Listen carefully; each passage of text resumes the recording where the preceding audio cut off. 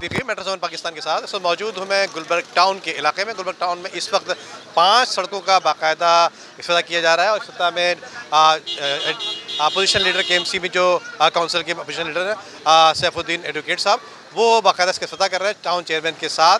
तो आइए इनसे मालूम करेंगे कि ये सड़कें जो बना दी गई हैं, ये सड़कें पायदार भी हैं या सिर्फ और सिर्फ बरसात से कबल जो है बना दी गई, बरसात के बाद दोबारा जो है अवाम नास को, शहरियों को परेशानी होगी। आइए चलते हैं चेयरमैन और दीगर लोगों के पास। आइए। इंतहाई अहम रोड है और ये रोड टूटे होने की वजह से मसला ये था कि चूँकि करीमाबाद अंडरपास एक तवील अरसे से ज़ेर तामीर है और ये जो नाअहल हुकूमत है उसको बना नहीं पा रही है, उसकी वजह से लोगों को बहुत मुश्किल पेश आती थी इस इलाके से गुजरने में।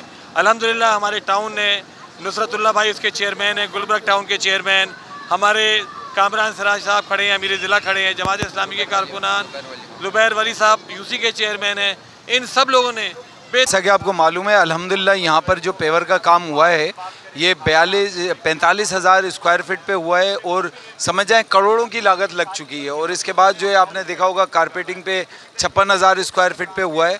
तो अल्हम्दुलिल्लाह इलाके को बनाने में लगे हुए हैं और इसमें जो है बहुत टाउन इसकी अहमियत और दुगनी हो जाती है कि आपको मालूम है कि आपके अक़ब में जो है वो अंडरपास तामीर होने वाला गुज़श्ता 2 साल से तामीर हो रहा है, अब तक मुकम्मल नहीं हुआ। सूबाई गवर्नमेंट की जिम्मेदारी है। उसके नतीजे में पूरा ये इलाका ब्लॉक 1, ब्लॉक 2, ब्लॉक 3 के जो आवाम है बहुत मुश्किल के अंदर है और ये काम असल में गवर्नमेंट का था। सूबा साहब UC चेयरमैन है और टाउन ने अल्हम्दुलिल्लाह इनिशिएट लिया और